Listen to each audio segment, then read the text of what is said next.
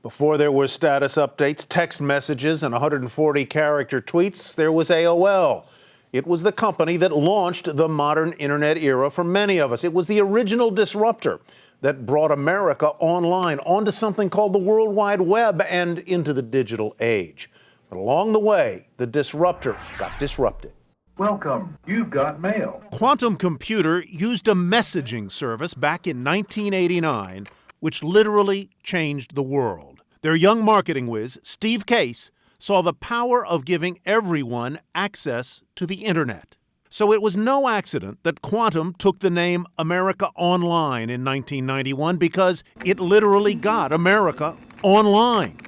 Before there was something called social media, before Twitter and Snapchat and Facebook, there was AOL with its IMs and early chat rooms. Former AOL execs like Regina Lewis still marvel at what they accomplished, minting tech millionaires along the way. It was really precedent-setting. So they had the patent, they had the invention, and it was a company very much ahead of its time.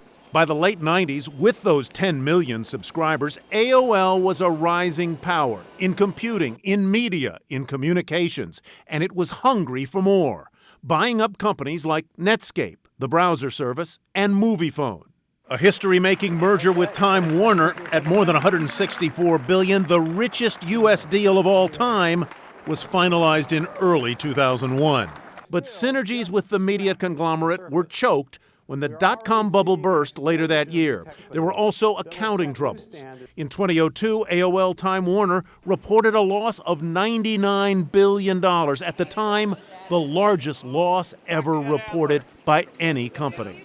The market value of AOL stock dropped from $226 billion to about $20 billion.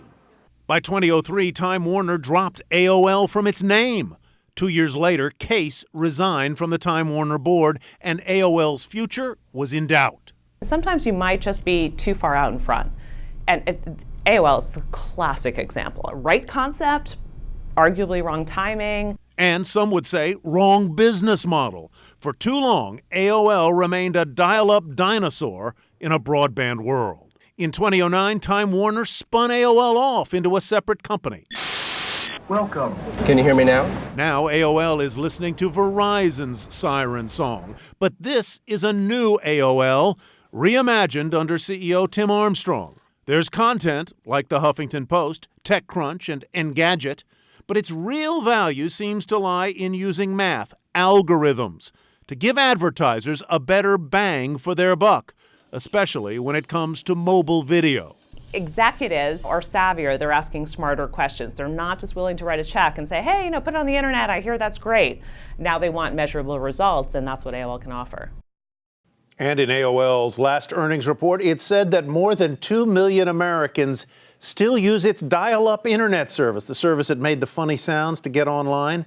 My old AOL screen name, Time Money Man. There you have it.